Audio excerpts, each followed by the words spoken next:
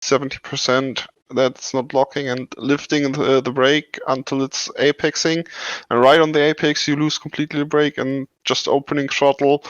And always with the Audi it's very difficult because it's like these mid-engine cars, they are struggling for grip always, and that means you cannot slam it 100% directly because you will get even heavily understeer or snap oversteer in the moment. So you're searching for the traction, making it like 60% at the first, and when you realize the traction control is not taking in too much, so you can just go down to 100.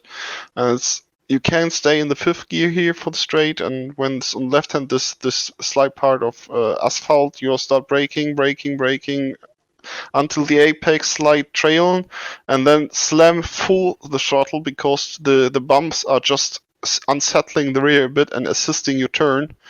And here you stay full throttle until the slight kink, and when you are on the apex here, you're slamming the brake, going straight, because if you are turning too much under braking, it will make the rear very, very twitchy. So there it's slightly touched the inside wall, because it's there's a moment in this left-hander, it's weird because it's not turning, and then it's snapping with the rear.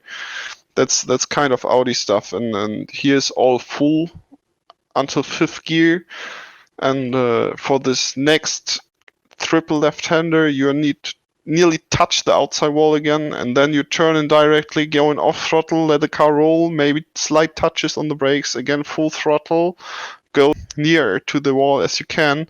And this corner, I'm not sure, I'm only lifting and coasting through the corner, but it's very, very tight for just slamming into the outside wall, because if you touch this red and white curb just a tiny more, it will just kick you off directly.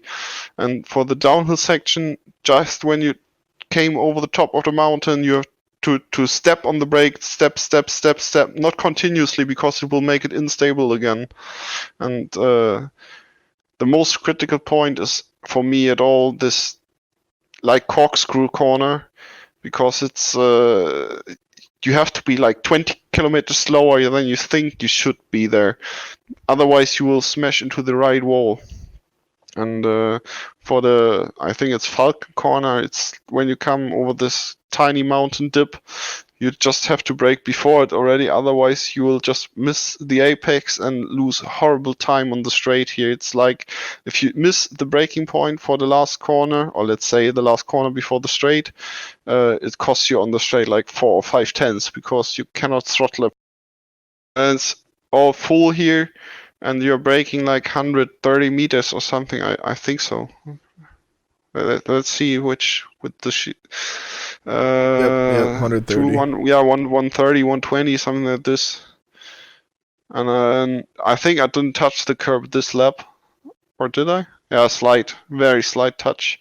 I go down to second gear here, but faster is third gear, because I was a little late on the brake. When I'm a little late on the brake, like let's say 2 or 3 meters late, then you can press the car into the corner, especially the Audi. If you downshifting a gear more, it will destable your rear a bit, and yeah, it assists you turning, but yeah. Wow. It's part of the setup also. So for the last it's mostly like late apex for Bathurst. You always stay long outside and late turn in, and always brake until the apex of the corner. Always have a slight input on the brake, otherwise the car is starting to understeer like hell.